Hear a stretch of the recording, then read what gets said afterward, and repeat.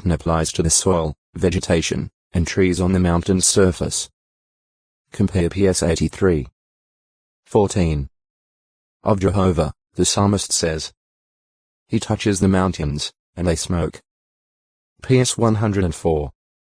32. 144. 5. 6. This may point to the fact that lightning can set mountain forests on fire, thereby causing a mountain to smoke.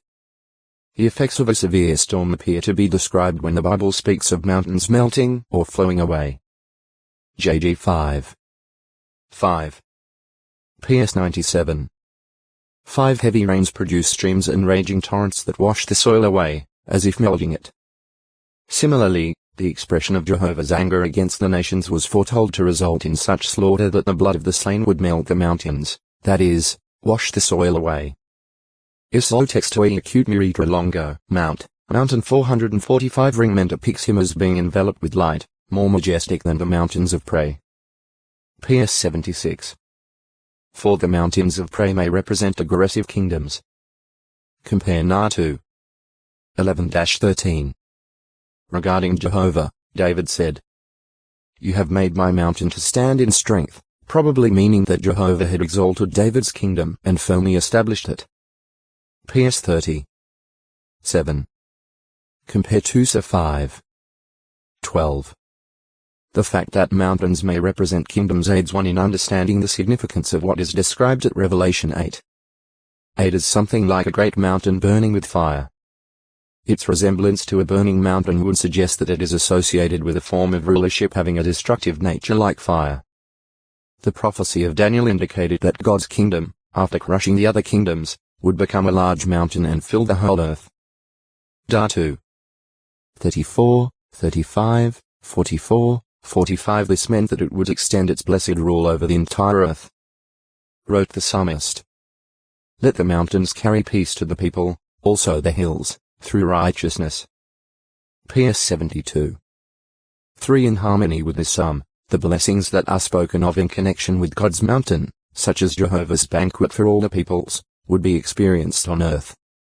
Isra 25. 6. See also Isra 11. 9. 65. 25. Associated with worship. Mount Zion became a holy mountain when David brought the sacred ark to the tent that he had pitched there. 2 6. 12, 17. As the ark was associated with Jehovah's presence, and David had evidently acted at divine direction. To 12.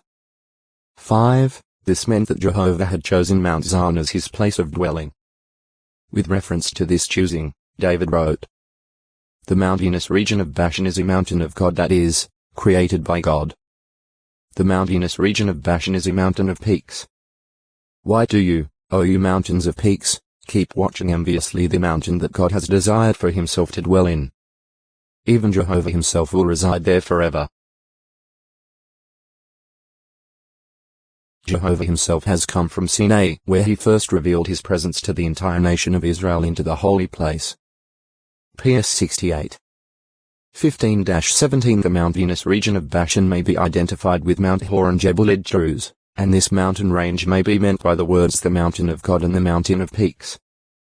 Although Mount Hor towers far above Mount Zion, Jehovah chose the less conspicuous location for his place of dwelling. After the temple was built on Mount Moriah, the term Zion came to include the temple site, and therefore Zion remained God's holy mountain. Isra 8. 18. 18. 7. 24.